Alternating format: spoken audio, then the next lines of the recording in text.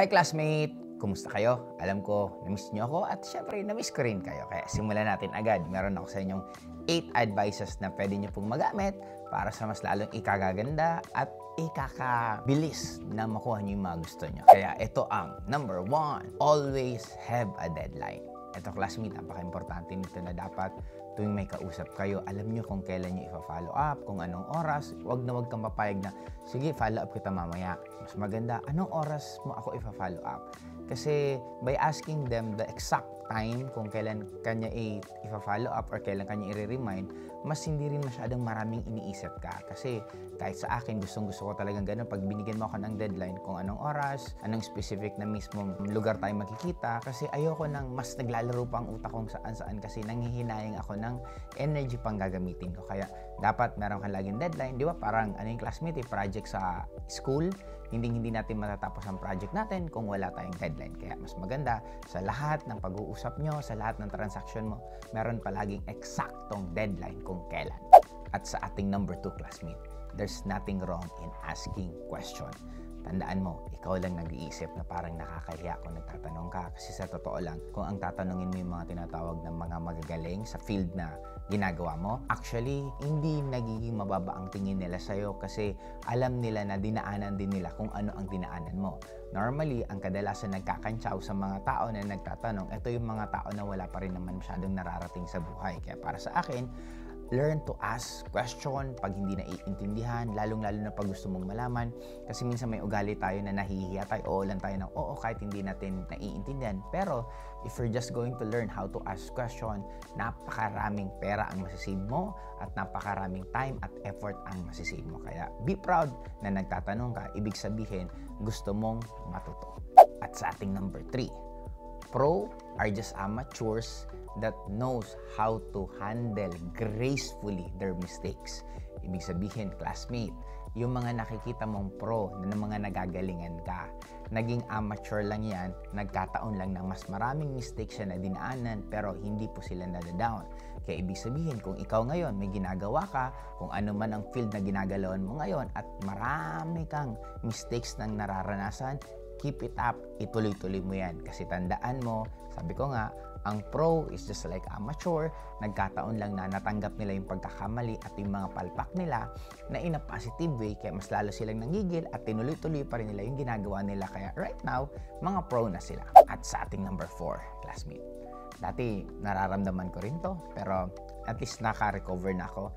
Number 4, don't take it personally pag may mga taong na-reject ka, na niyaya mo sila, or may mga tao na may in-offer ka siguro na ayaw nila, then okay lang yan. Isipin mo lang na parang ikaw din yan, na minsan baka busy lang, or minsan baka wala lang talagang time din sila para pakinggan ka muna, or baka hindi pa sila open sa opportunity yung ino-offer mo, and there's nothing wrong na to wait.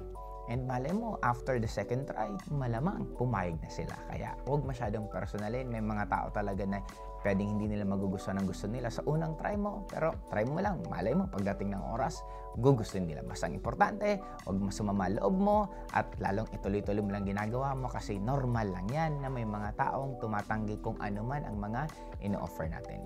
Ikaw na lang classmate eh. Lahat ba ng jeep na pinara mo, sumakay ka?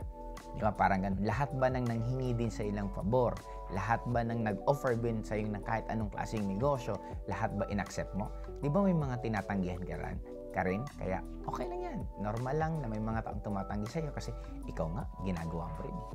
At sa ating number 5, when crisis and disaster strikes, don't ever waste it.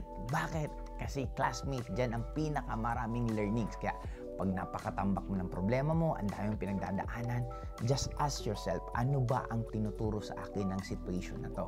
Kasi the moment na maintindihan mo at matutunan mo yung lesson na tinuturo sa sitwasyon na yan, good news. Yan ang sign na mas magle-level up ka at magle-level up ka. Sabi ko nga classmate, ako, I could still remember 2006, nagkaroon po ng bagyo. Ito yung Milenyo at Reming na halos month lang ang pagitan. May mga sunod-sunod na super typhoon sa Bicol. And because of that, napilitan po ako mag-network sa Lucena. Kasi that time, sabi ko wala akong marirecruit sa Bicol kasi napakahirap. Grabe, ang daming namatay. Bagsak ang ekonomiya. Tapos nagre-recover ang tao. Sabi ko, sino ang re-recruiting ko? Na-push ako pumunta ng Lucena. And because of that, doon nag-open sa akin ng mga opportunity. Kasi after that, na-push ako mag-Metro Manila.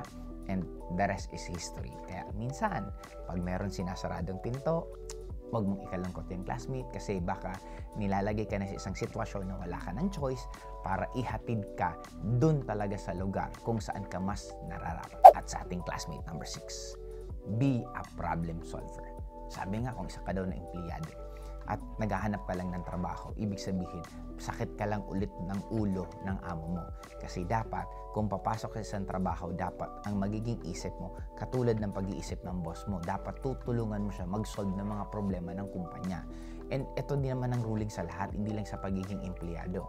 Kasi katulad sa akin sa networking, ang isang bakit ako napaka-successful kasi pinag-aralan ko human psychology. Sabi ko, bakit walang mga networker na masyadong inanalyze nila at inintindi nila ang human psychology na dulo tao pa rin naman ang inahandle mo. And that is the reason bakit ako napaka-successful sa chosen career ko kasi I'm really good sa pag-handle ng tao at pag-iintindi ng tao kasi yun talaga ang pinag-aralan ko. Kaya because of that, na naging magaling ako mag-problem solve ng mga problema ng iba't ibang tao, ng iba't ibang sitwasyon, and kaya ako naging napaka-successful kaya classmate.